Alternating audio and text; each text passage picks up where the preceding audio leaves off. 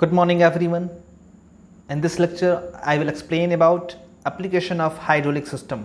Hydraulic system का क्या application है वो यहाँ पर हम लोग देखने वाले हैं। लास्ट लेक्चर में हमने हाइड्रोलिक सिस्टम का लेआउट देखा था, कुछ कंपोनेंट्स वहाँ पर देखे थे हमने कि क्या क्या कंपोनेंट्स उसमें लगे हुए होते हैं, वो हमने वहाँ पर डिस्कस किया था।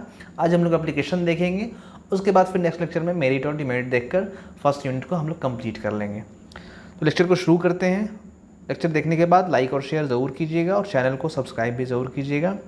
तो एप्लीकेशन इसका क्या क्या है, आपको बहुत जगह हाइड्रोलिक सिस्टम का एप्लीकेशन नज़र आया होगा डे टू डे लाइफ में।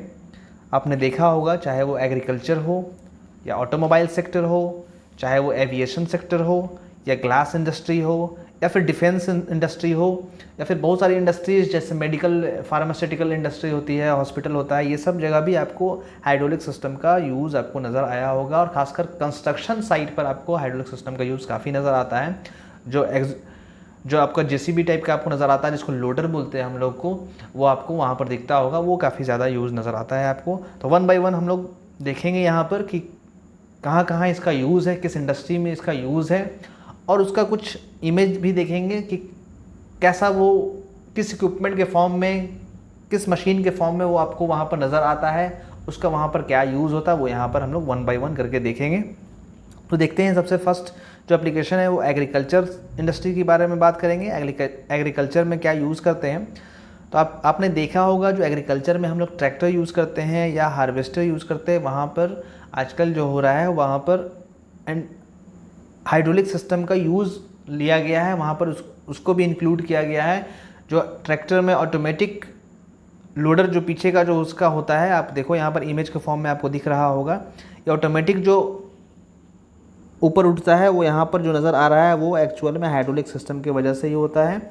आगे में उसका पूरा सिस्टम लगा हुआ होता है और एक पाइप के थ्रू वहाँ पर फ्लूइड का सप्लाई होता है, जो जो ट्रैक्टर का पीछे वाला पोर्शन होता है उसको अपवर्ड डाउनवर्ड मूवमेंट प्रोवाइड करता है।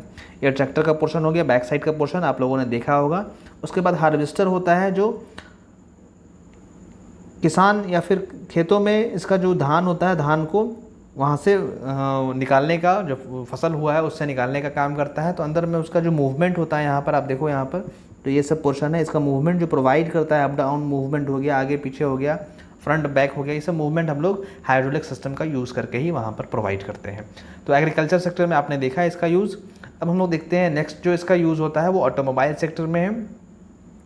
ऐसा नहीं कि जो मैं बता रहा हूँ वही यूज़ है, आप एग्रीकल्चर में बहुत जगह यूज़ कर सकते हो, ऑटोमोबाइल में भी बहुत जगह यूज़ कर सकते हो। तो कुछ एग्जांपल मैं यहाँ पर आपको दिखा दे रहा हूँ, जिससे आप उसको देख पाएंगे कि कहाँ कहाँ इसका यूज़ क्या यूज़ किया गया है। तो ऑटोमोबाइल में आपको जनरली नज़र आता है, जनरली आप सुनते होंगे पावर स्टीयरिंग है, पावर ब्रेक है। तो वहाँ पर जो पावर स्टीयरिंग और पावर ब्रेक होता है, वहाँ पर भी हम लोग हाइड्रोलिक फ्लूइड का, हाइड्रोलिक सिस्टम का ही यूज़ करके करते हैं। पहले का स्टीयरिंग आप देखे होंगे बहुत ज़्यादा हमें टर्न करना पड़ता था।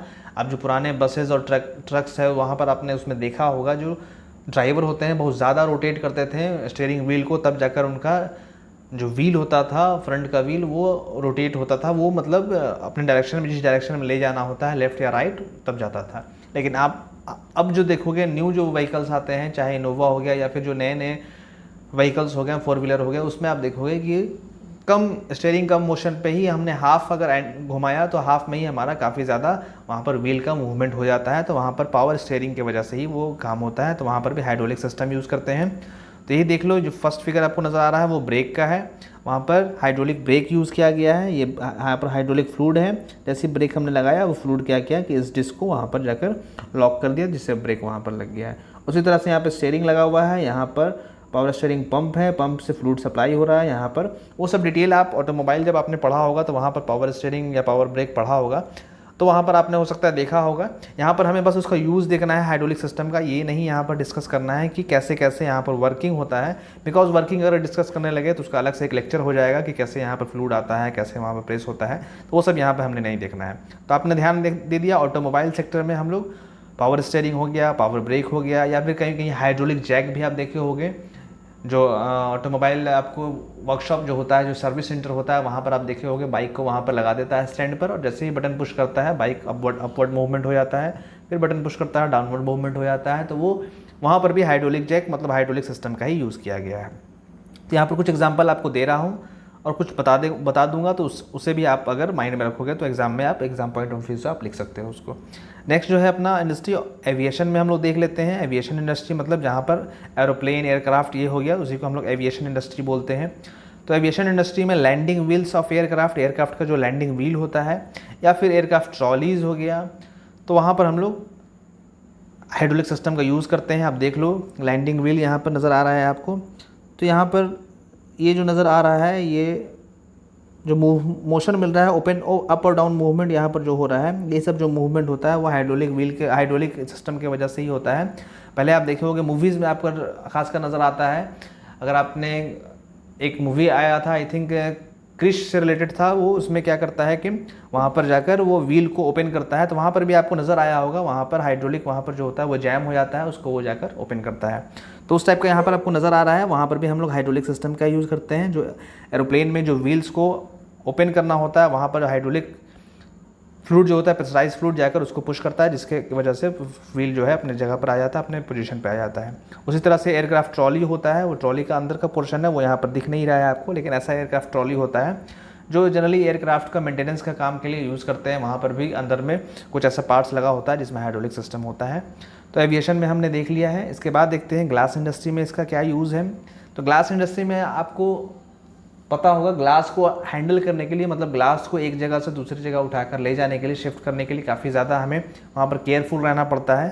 तो वहाँ पर भी हम लोग हाइड्रोलिक सिस्टम का यूज़ करते हैं।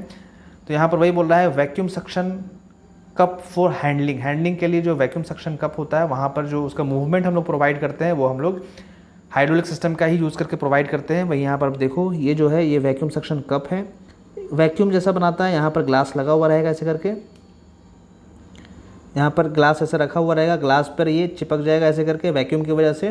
और फिर यहाँ पर हाइड्रोलिक सिस्टम की वजह से हम क्या करेंगे, इस लीवर को या इस वाले जो यहाँ पर आपको नज़र आ रहा है, इसको हम लोग मूवमेंट देंगे, जैसे जहाँ पर भी हमको ले जाना है वहाँ पर हम लोग ले जाएंगे। जनरली आपको हाइड्रोलिक सिस्टम का आपको अब तक नज़र आ रहा होगा कि हम लोग मूवमेंट के वजह को ही हम लोग देने के लिए काम करते हैं। जैसे लोडर हो गया, जैसे भी लोडर हो गया, वहाँ पर भी हम लोग देखते हैं कि मूवमेंट अप डाउन मूवमेंट हो गया, आगे पीछे करना है, तो वहाँ पर जनरली आपको यही नज़र आएगा, कुछ मोशन प्रोवाइड करना है, front back up down movement, या फिर किसी प्लेस पर उठाकर उसे प्लेस करना है, तो वहाँ पर जनरली आपको जितने भी वैसा आपको डिवाइस मिलेंगे, जितना भी आपको मशीन मिलेगा, वहाँ पर हाइड्रोलिक आपको नज़र आने वाला है।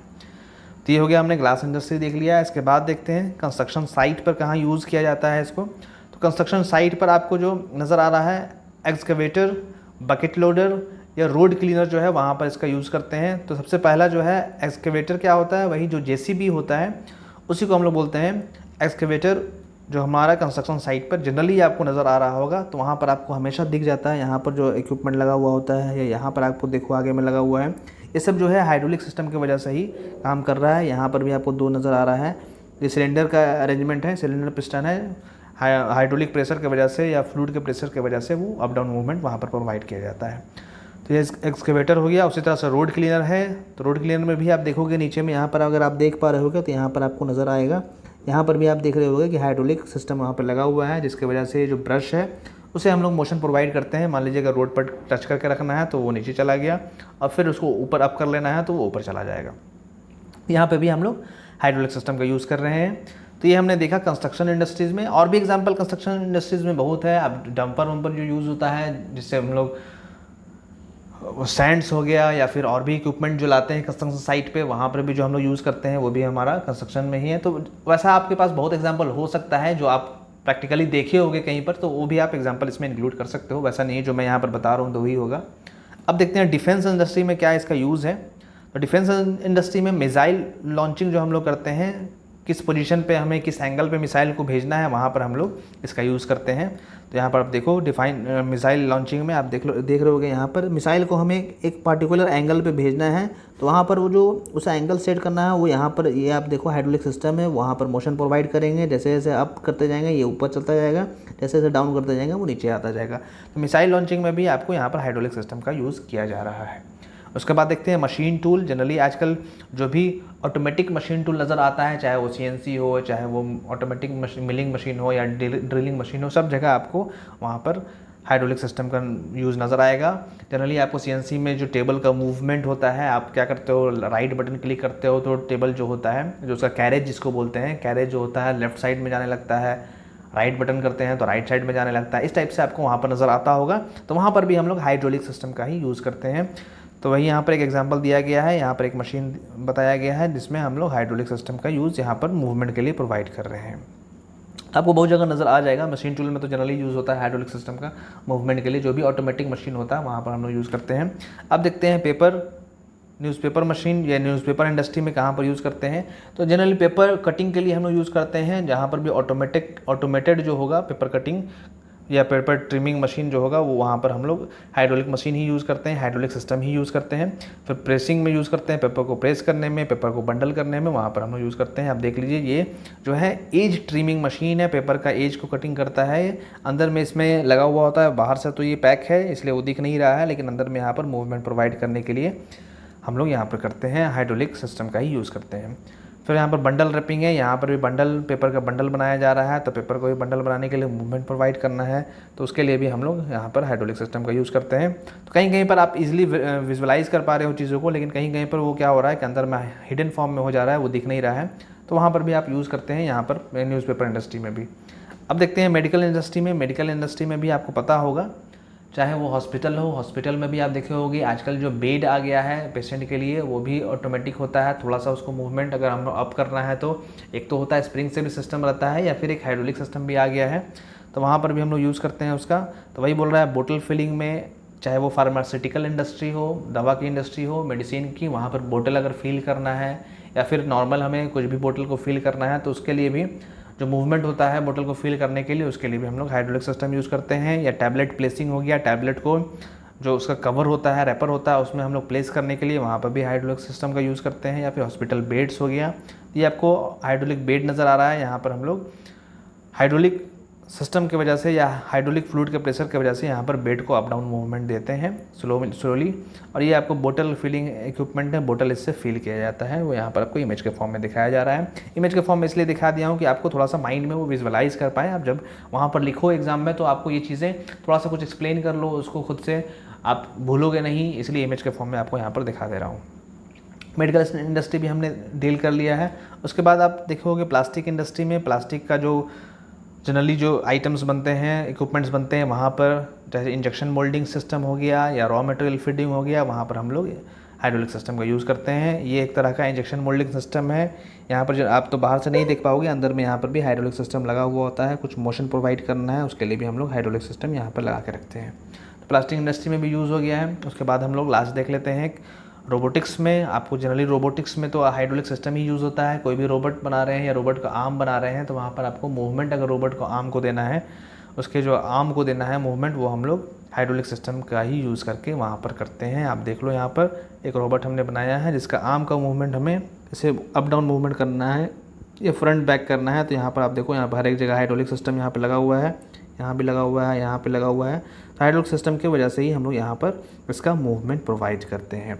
तो ये हमने एप्लीकेशन देख लिया। इसके अलावा भी बहुत एप्लीकेशन हो सकता है, अगर आपके माइंड में कुछ आता है तो वो भी आप एग्ज़ाम में लिख सकते हो। लेक्चर को यहीं पे स्टॉप करते हैं। वीडियो से रिलेटेड जो भी डाउट होगा आप कमेंट में पूछ सकते हैं। वीडियो को देखने के लिए thank you so much. Video को देखने के बाद लाइक और शेयर ज़रूर कीजिएगा, और कुछ डाउट होगा तो आप इंजीनियर सलाह ग्रुप ज्वाइन कर सकते हैं। टेलीग्राम ऐप डाउनलोड करके इंजीनियर सलाह ग्रुप ज्वाइन कर लीजिए, या फेसबुक पर पेज है इंजीनियर सलाह के नाम पे, वहाँ पर भी आप लाइक करके पर्सनली मैसेज, वहाँ पर ऑप्शन दिया गया है पर्सनली मैसेज करने का, आप मैसेज कर सकते हैं। वीडियो देखने के बाद लाइक और शेयर ज़रूर कीजिएगा और चैनल को सब्सक्राइब भी ज़रूर कीजिएगा। Thank you so much.